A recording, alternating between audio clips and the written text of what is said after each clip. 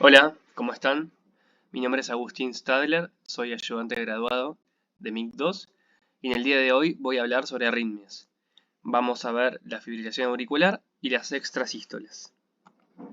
Los objetivos de esta clase son incorporar nociones básicas sobre ambas arritmias y específicamente reconocer las diferentes presentaciones de la fibrilación auricular con sus respectivos manejos terapéuticos, diferenciar las estrategias de control de ritmo y de frecuencia, comprender los scores utilizados en FA y sus implicancias clínicas para tomar la otra gran decisión en esta patología, que es si anticoagular o no, y también conocer la presentación más frecuente de las extrasístoles y qué pronóstico tienen.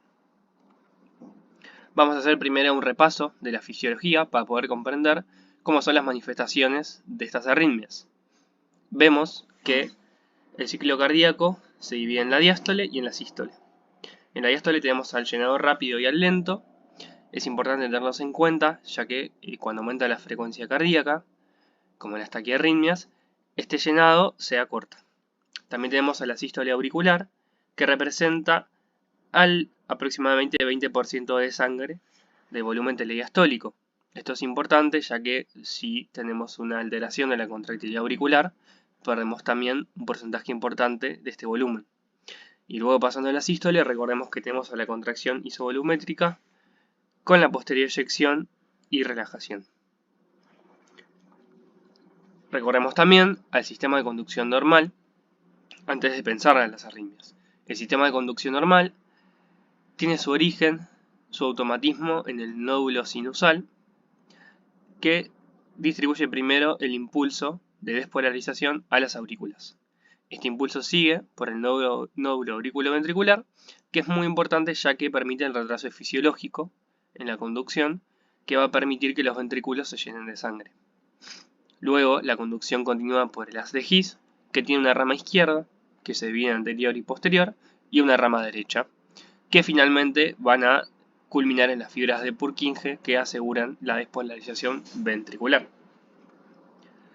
Vemos que tenemos distintos tipos de arritmias que se pueden clasificar según distintos criterios. No es el objetivo de este seminario que conozcan todas las arritmias, pero sí que tengan un pantallazo general para saber dónde estamos parados. Vemos que las arritmias se pueden clasificar según el origen del impulso en supraventriculares o ventriculares, según sucedan por encima o por debajo de la bifurcación de las de His. También se pueden clasificar según la frecuencia cardíaca, que es una de las clasificaciones más comunes, en taqui o bradyarritmias, según la frecuencia cardíaca sea mayor o menor a 60 latidos por minuto, según la regularidad de la conducción, en regulares o irregulares, y a su vez las irregulares pueden ser irregularmente cíclicas o irregularmente irregulares, como la fibrilación auricular, según el ancho del QRS, como puede ser de QRS estrecho, como las supraventriculares, o de QRS ancho, como las ventriculares. Y también las podemos clasificar según su presentación clínica, en paroxísticas, que tienen un inicio y final súbito, o permanentes, que serían incesantes.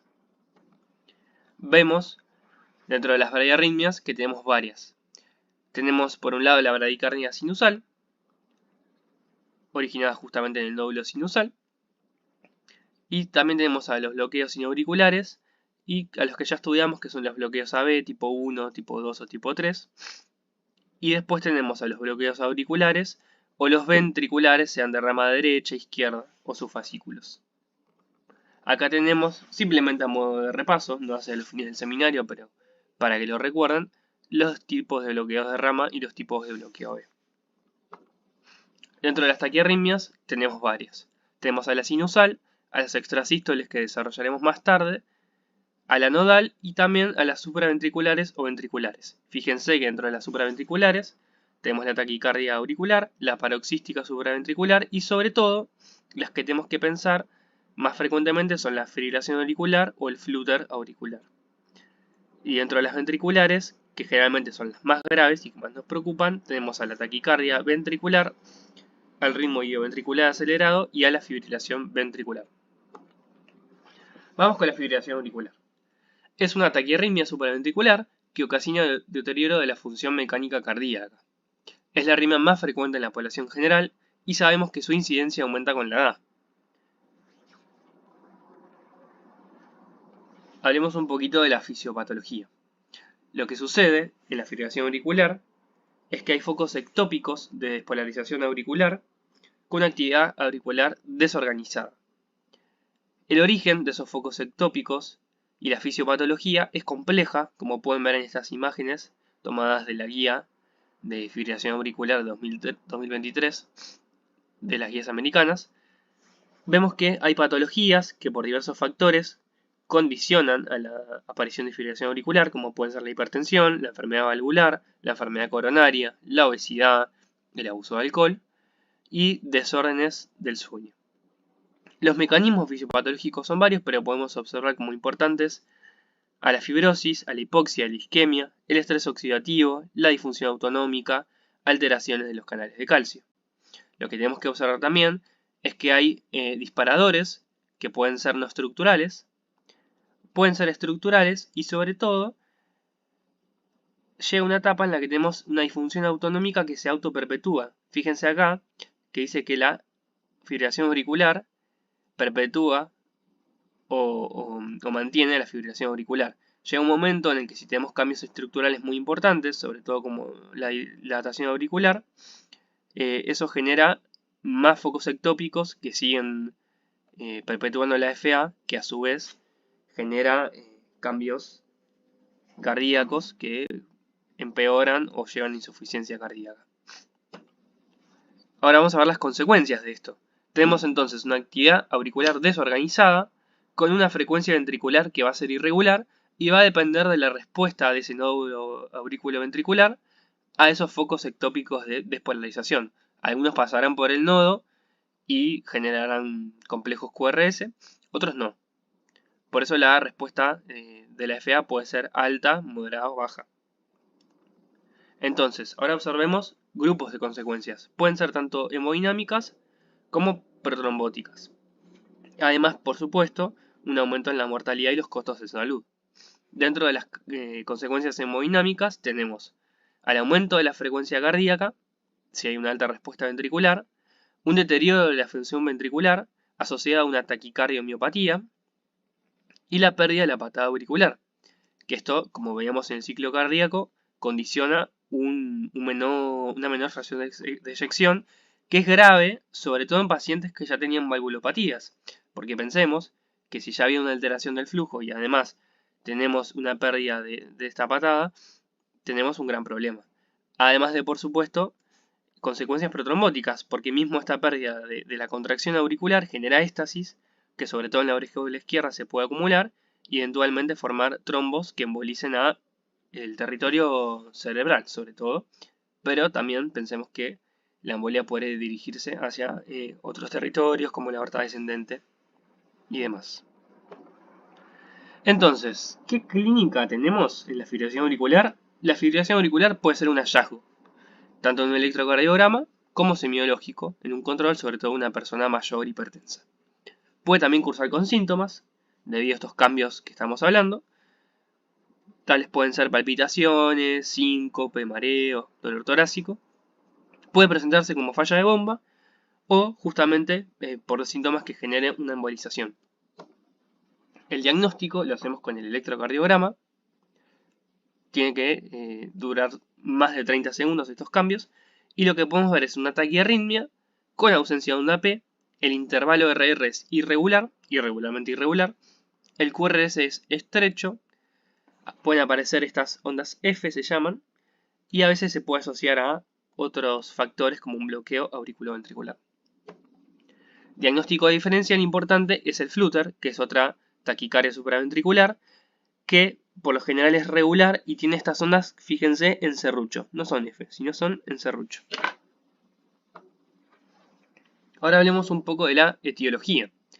El estudio Framingham detectó 6 factores independientes para el desarrollo de FA. Están fuertemente asociados, que son la insuficiencia cardíaca, la edad avanzada, la enfermedad coronaria, la presencia de hipertensión, diabetes y valvulopatía. Vemos que la etiología puede ser primaria, son pocos casos, generalmente pacientes jóvenes con mejor pronóstico, sin enfermedad cardíaca ni algún predisponente rápidamente identificado. Y por otro lado tenemos a las secundarias, que lo que nos interesa es si tienen o no enfermedad cardíaca estructural por estos cambios que decíamos que conlleva. Enfermedad cardíaca estructural, podemos hablar de una miocardiopatía dilatada o hipertrófica. Dentro de causas prevalentes tenemos a la hipertensiva y a la isquémica. Y también tenemos que pensar en causas no estructurales, como puede ser el hipertiroidismo, que por el aumento de catecolaminas genera una sensibilización exacerbada, generando fibrilación auricular. La hipoxemia, por ejemplo, la neumonía aguda de la comunidad, la fiebre, y otras sustancias como pueden ser la cafeína, la teofilina y demás. Hablemos un poco de la clasificación. La clasificación de fibrilación auricular puede resultar un poco confusa, es importante conocerla para saber de qué estamos hablando. Veámosla. Se denomina como primer episodio detectado al primer episodio detectado justamente de fibrilación auricular, independientemente de hace cuánto tiempo tiene los síntomas. Se denomina como paroxística aquella que es intermitente y que termina dentro de los primeros 7 días. Puede autolimitarse o no. Se denomina como persistente aquella que pasa los 7 días y como persistente de larga duración aquella que ya tiene más de un año de duración. Y por último hablamos de fibrilación auricular permanente cuando se intentó revertir a sinusal, es decir, corregir la arritmia y no se pudo, o bien cuando se decide entre ambas partes, médico y paciente, que no se va a hacer ese intento y el paciente permanecerá en fibrilación auricular.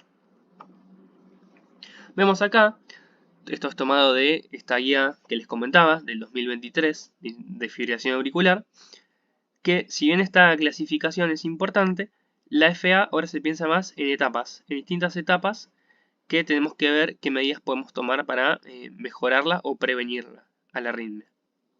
Sobre todo lo más interesante de esto que estamos hablando es que la FA puede ser paroxística, es decir, que un paciente tenga fibrilación auricular no quiere decir que siempre lo tenga, puede entrar y salir de la FA, incluso puede ser un electro y que sea normal, pero estar fibrilado porque justo en el momento en el que hice el electro no estaba fibrilado.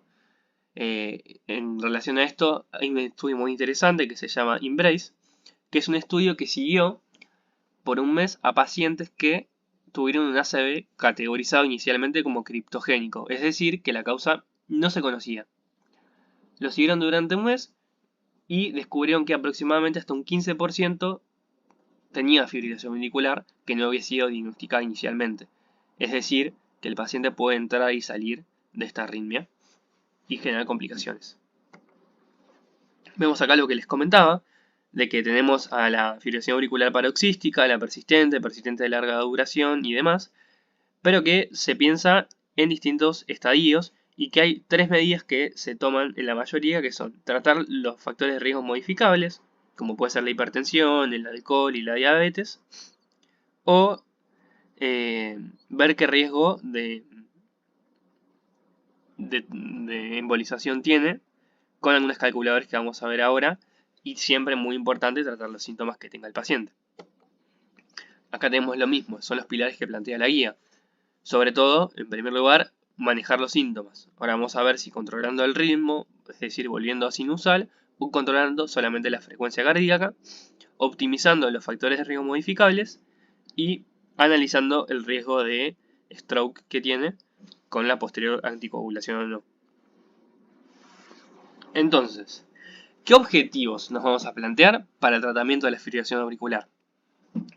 En primer lugar, controlar la frecuencia ventricular, porque es lo que da los síntomas, además de que puede haber una taquicardia o miopatía.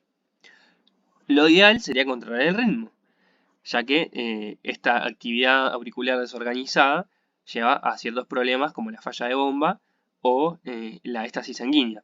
Disminuir justamente el riesgo de embolización, pero evitando los efectos adversos que puedan surgir del tratamiento. ¿Qué sería lo ideal para el paciente? Tener ritmo sinusal, porque la fibrilación auricular no es benigna. Pero sin embargo, ¿contamos con métodos de reversión que sean de gran eficacia y que tengan un buen perfil de efectos adversos? La verdad es que no. Entonces, ¿qué hacemos?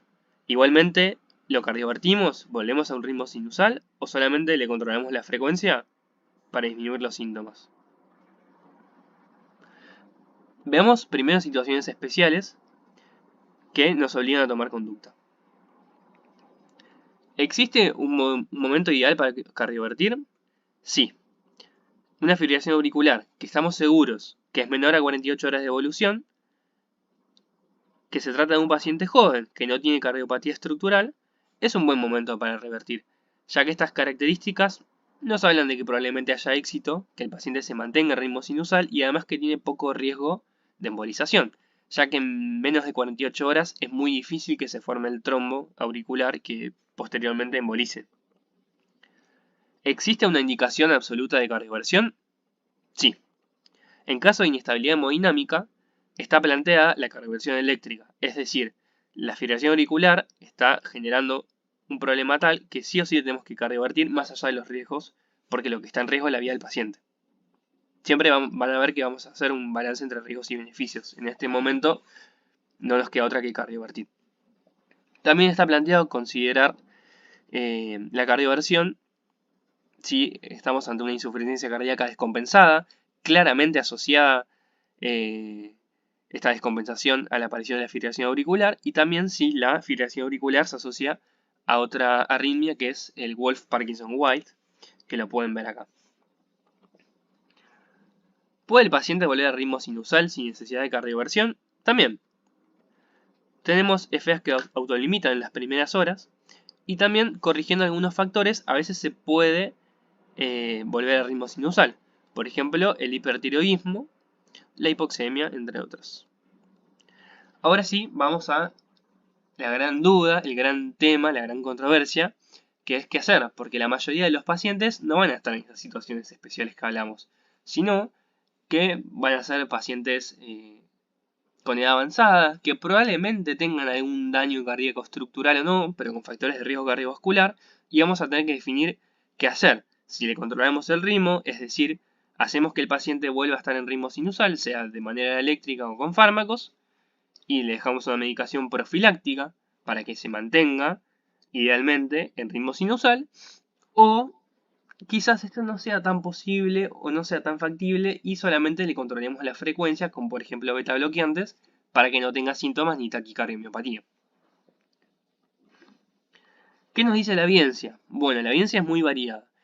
Estudios previos, como la FIRM, el Atrial Fibrillation Follow-up Investigation of Rhythm Management, lo que nos habla es de que siguieron a un grupo de pacientes con fibrilación auricular que siguieron la estrategia de control de ritmo y otros de control de frecuencia. Midió un outcome combinado de resultados cardiovasculares y mortalidad, y la verdad es que no había diferencias estadísticamente significativas entre una estrategia y otra, y los tratamientos variaban mucho, con el perfil de efectos adversos bastante distinto. Incluso se observó cierta tendencia al aumento de la mortalidad controlando el ritmo, que si bien es lo que uno pensaría que es ideal, vemos que es bastante difícil de lograr. Esa era la conclusión. En la guía de 2023 de la Asociación Americana empiezan a mencionar otros estudios que hablan de un control de ritmo asociado a buenos resultados en cuanto a mortalidad. Tales son estos estudios que están acá descritos a la derecha, que además, por ejemplo, plantean intervenciones más tempranamente que antes eran de última opción, como puede ser la ablación por catéter, que antes era una de las últimas opciones, pero ahora estaría demostrando mejor eficacia para mantener a los pacientes en ritmo sinusal que los fármacos.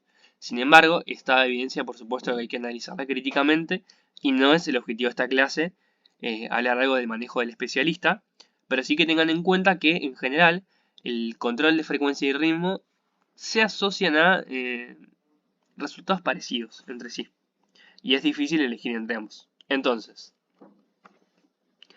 ¿quién es candidato a revertir o a control de ritmo? Bueno, hablábamos de pacientes jóvenes, por lo menos menores de 70 años, sin cardiopatía estructural, con una aurícula izquierda menor a 55 milímetros, es decir, que no esté dilatada, o que se haya elegido inicialmente controlar solo la frecuencia, pero no pueda controlar los síntomas. ¿Y qué tenemos en contra de intentar la cardioversión? Si ya tiene más de un año conviviendo con la arritmia, si tiene una aurícula izquierda dilatada, si tiene una valvulopatía mitral o ya tuvo múltiples intentos de cardioversión que fallaron. También una edad mayor de 65 años iría un poco en contra de cardiovertir. Vemos acá este gráfico tomado de la guía de 2023, en el que en el medio vemos las variables analizadas y cuándo favorecerían elegir la estrategia de control de ritmo, y cuándo la de control de frecuencia. Por ejemplo, muy importante la elección del paciente, bueno, hablar de los riesgos y beneficios y ver qué es lo que prefiere. En pacientes jóvenes, por supuesto que lo ideal es intentar volver a sinusal. Pacientes más añosos es más complicado. Si tiene ya una historia larga o corta de convivir con la fibrilación auricular, la carga de síntomas que tenga, la dificultad para controlar la frecuencia cardíaca, el tamaño de la aurícula, la función ventricular y la función valvular. Veamos ahora un poco cómo se hace el control de la frecuencia. ¿A qué nos referimos? Bueno, a usar drogas que permitan disminuirla. Tenemos en primera línea los beta bloqueantes, que acá les recuerdo un poco el mecanismo de acción. Recuerden que los receptores beta 1 a nivel del corazón, al ser estimulados, tienen un efecto ionotrópico positivo y cronotrópico positivo. A este nivel actuarían los beta bloqueantes como el bisoprolol. La dioxina, que es bastante utilizada, sobre todo en la práctica habitual, que inhibe la bomba sodio-potasio y por ende genera la activación de la bomba de sodio-calcio, aumentando los niveles de este último ion y la contractilidad. Y después tenemos, por otro lado, a los calcio antagonistas no deridoperidímicos, que lo que generan es vasodilatación. Entonces, sabiendo un poco la fisiopatología, podemos pensar cuál sería más adecuado en cada caso. Si no es el objetivo de la clase, está bueno saber cuáles son y recordar más o menos cuál es su efecto. Luego, ¿cómo hacemos el control de la frecuencia? Bueno, no existe una frecuencia cardíaca ideal. En el estudio RACE2, lo que se comparó es si tenían mejores resultados los pacientes buscando una frecuencia cardíaca más estricta, por ejemplo de menos 80 latidos por minuto, o más permisiva de menos 110. La realidad es que la estrategia más permisiva tuvo mejores resultados. Y el objetivo de controlar la frecuencia sería mejorar los síntomas y prevenir el deterioro funcional. Acá lo que podemos ver en este gráfico de la guía es cómo hacer el control de frecuencia en lo agudo. Por supuesto, otra vez lo mismo. Ante un paciente que está inestable hemodinámicamente, hay que cardiovertir. Vamos a cardiovertir. Y si tiene falla, lo que vamos a ver es si está descompensada. Si tiene insuficiencia cardíaca descompensada, bueno, tenemos que inclinar por la amiodarona, y si no, podríamos optar por beta bloqueantes, por ejemplo, o dioxina. Luego, tenemos el control de la frecuencia a largo plazo. Esto no es necesario que lo sepan, lo muestro simplemente para que tengan idea que va a depender de la función ventricular. Ahora pasamos al control del ritmo. El objetivo de controlar el ritmo es que el paciente que tiene fibrilación auricular vuelva a estar en sinusal. Esto lo podemos hacer mediante cardiología eléctrica, con fármacos o la ablación con colocación de marcapasos. Luego de la reversión, el paciente usa medicación profiláctica para evitar volver a fibrilarse. ¿Cómo hacemos el control de ritmo? Bueno, esto debe depender desde hace cuánto tiene la arritmia. Si la FA suponemos que ya tiene más de 48 horas de evolución, con el consecuente riesgo de embolizar, es decir, al volver a generar actividad auricular, que se desprenda un trombo y generar una embolización, bueno, vamos a tener que, para evitar esto, anticoagular por 3 semanas, asegurar un RIN adecuado y lo ideal sería hacer un ecocardiograma transesofágico para asegurar que no hayan trombos en esa orejuela izquierda. Y además, posterior al procedimiento, para garantizar la seguridad, mantener la anticoagulación 4 semanas más. Acá vemos otro gráfico en el que está planteado cómo hacer la cardioversión farmacológica según la función ventricular. Generalmente para pacientes con cardiopatía estructural se recomienda usar amiodarona y en pacientes sin ella se pueden usar distintas drogas como puede ser flecainide o propafenona. Acá también están las drogas para el mantenimiento del ritmo sinusal. Bueno, entonces discutimos las ventajas y desventajas de estar en control de frecuencia, de estar en control de ritmo y las distintas formas de llevarlo adelante. Además de ver situaciones especiales en las que sí o sí tenemos que cardiovertir o sería lo ideal. Ahora veamos qué hacemos con el tratamiento antitrombótico. Es decir, sabemos que los pacientes que tuvieron fibrilación auricular o que la siguen teniendo tienen un alto riesgo de embolia al año. Esto lo podemos calcular con el score CHA2-VASc, que acá mide distintos ítems que ustedes pueden ver, como la hipertensión, la edad, si tiene diabetes, si tuvo ACV previo, que van a sumar distinto cada uno. Lo importante también es tener en cuenta que seguimos estando frente a un score, que puede ser adecuado o no, y siempre consensuar con el paciente qué es lo que quiere.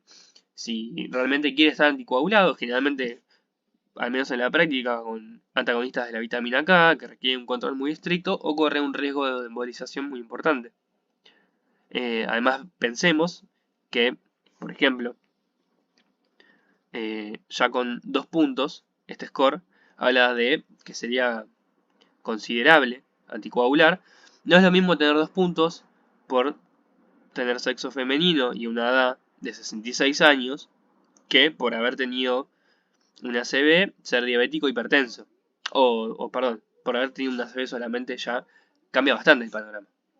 Y también es importante analizar este score, el Half-Bled, es decir, si tenemos que tener precaución para anticoagular y si hay algunos factores que podamos corregir para correr menos riesgos si lo tenemos que hacer. Acá vemos los grupos de fármacos y cómo actúan, lo repasamos, los antagonistas de la vitamina K, los antagonistas del factor 10A, como el rivaroxaban, y también a veces considerada la aspirina a altas dosis que nivela COX-2 y disminuye la agregación plaquetaria. Acá vemos el algoritmo de la guía que nos habla de recomendar la anticoagulación si el riesgo de stroke es mayor a 2% por año. Y para qué elegir, lo que plantea esta guía son los anticoagulantes orales sobre la warfarina, pero bueno, esto también va a depender del medio, ¿no? Y la evidencia que leamos. Otra cosa a tener en cuenta, acá pueden ver la orejuela izquierda, que es donde generalmente se forman los trombos, es que existe este procedimiento que es la oclusión de la misma en pacientes en los que hay muy alto riesgo de anticoagular. Esto podría ser una opción viable. Acá tenemos un resumen del manejo planteado por la guía del Ministerio de Salud que nos divide un poco la cuestión. Tenemos que si la fibrilación auricular sabemos que es menor a 48 horas o sin dudas si tiene inestabilidad hemodinámica, tratamos de cardiovertir. Debemos, sobre todo en la inestabilidad. En cambio, si no podemos precisar bien la fecha de inicio de la fibrilación auricular, suponemos que es mayor de 48 horas y el paciente está estable, lo que vamos a plantear es o el control del ritmo o el control de la frecuencia. Esta guía, que es un poco más vieja, lo piensa según sea persistente, paroxística, crónica o permanente. Nosotros también hacemos mucho hincapié en los factores que vimos, como la edad, la presencia de cardiopatía o no y demás. Entonces, otra vez lo mismo, para el control de ritmo necesitamos la anticoagulación por al menos 3 semanas y siempre, por supuesto, estos temas manejarlos con el especialista, cardiólogo y hematólogo en este caso. Y para el control de frecuencia, bueno, tenemos sobre todo los beta bloqueantes en primer lugar. Vemos también este algoritmo de la bibliografía subida de la revista Medicine, que nos habla de empezar por ver si el paciente está estable o no. Si no está estable, vamos directo a la cardioversión eléctrica. Si lo está, empezamos por controlar la frecuencia para bajar los síntomas.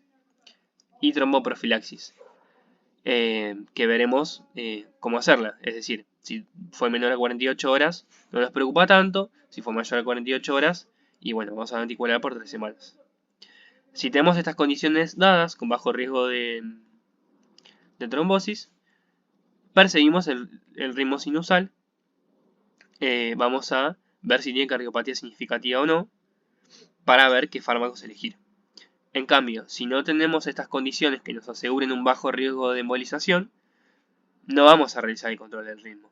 Vamos a, como decíamos, controlar la frecuencia cardíaca y evaluar los síntomas. Lo mismo si el paciente, por más que tenga las condiciones dadas para cardiovertir, decidimos no hacerlo, bueno, controlar la frecuencia y ver cómo está sintomáticamente ese paciente. Conclusiones de fibrilación auricular. La fibrilación auricular es una arritmia frecuente asociada a una alta mortalidad. Salvo casos puntuales, no hay un tratamiento perfecto o claramente indicado. Es importante la toma de decisiones compartidas, tanto para elegir el control de ritmo o frecuencia, como para anticoagular o no. El control de frecuencia es una alternativa válida al enfoque de la reversión a ritmo sinusal. En pacientes añosos, con factores de riesgo altos para recurrencia, el control farmacológico de la frecuencia, con anticoagulación, requiere menos intervenciones e internaciones y evita fármacos potencialmente tóxicos como la amiodarona.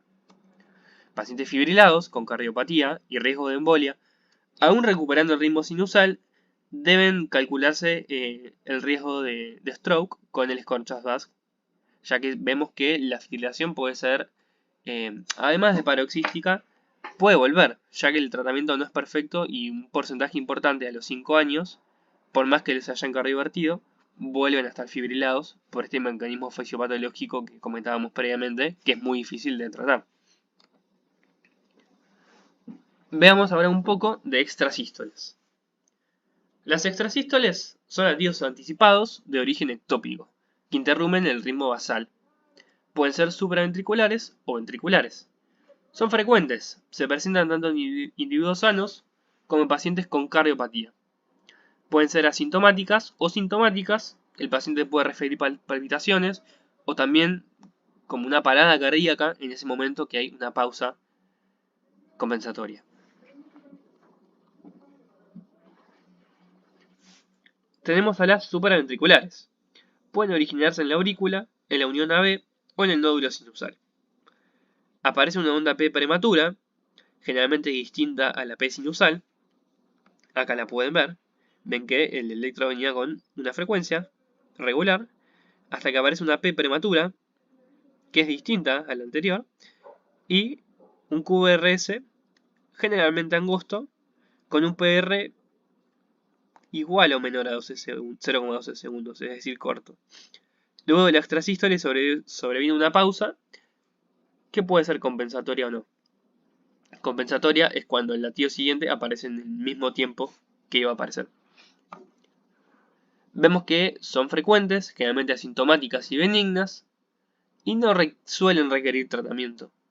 Un factor clave es evitar los desencadenantes y además ver la carga de síntomas. Si son intensos, hay extrasístoles numerosas o se asocia a fibrilación auricular, hay que valorar usar beta bloqueantes o calcio antagonistas no dihidropiridínicos. Extrasístoles ventriculares. Sabemos que son originadas en un foco ectópico por debajo de la bifurcación de las de His. Tenemos complejos QRS deformados y anchos, por eso son ventriculares, ¿no? Y vemos un intervalo ST descendido y asimétrico. Fíjense la morfología que distinta es entre una y otra. Podemos ver que la extrasístole ventricular puede aparecer aislada, puede aparecer en pareja, puede, si son 3 seguidas, ser una taquicardia ventricular, o tener bigeminismo o trigeminismo. ¿Qué quiere decir esto? Cada cuántos latidos aparece la extrasístole. Vemos que son favorecidas, al igual que las auriculares, por el abuso de alcohol, tabaco, café, fármacos simpático-miméticos, hipoxemia y demás. Y pueden aparecer durante el ejercicio, incluso en individuos sanos. Las extrasístoles ventriculares aisladas, en personas sin cardiopatía estructural, son benignas y en general reciben tratamiento si son muy sintomáticas. Se asocian a un pobre pronóstico en pacientes que han sufrido un infarto previo, sobre todo si son frecuentes o repetitivas. Una alta carga nos preocupa porque puede inducir un remodelado ventricular adverso, y este remodelado es potencialmente reversible con las diferentes opciones terapéuticas que disponemos. ¿Qué otras extrasístoles nos preocupan? Las que son desencadenadas por el ejercicio, que aparecen en la fase de recuperación después del mismo. Esas nos preocupan. También si hay una carga mayor a 100 o 200 en 24 horas. Si son polimórficas, si hay taquicardia ventricular. Y por supuesto si el paciente tiene cardiopatía. Conclusión de las extrasístoles. Generalmente son benignas y asintomáticas. Pueden ser supra o ventriculares. Debemos definir la carga, la sintomatología y también si el paciente tiene un antecedente de cardiopatía o no, como para definir si debemos implementar un tratamiento. Bueno, esa ha sido la clase de arritmias. Espero que hayan podido comprender a grandes rasgos de qué se tratan, identificarlas en el electrocardiograma, que vamos a repasar en el laboratorio, y sobre todo entender en qué casos está indicado cardiovertir en un paciente, en qué casos es más discutible y qué variables debemos tener en cuenta para ver si controlar el ritmo o controlar la frecuencia. Muchas gracias.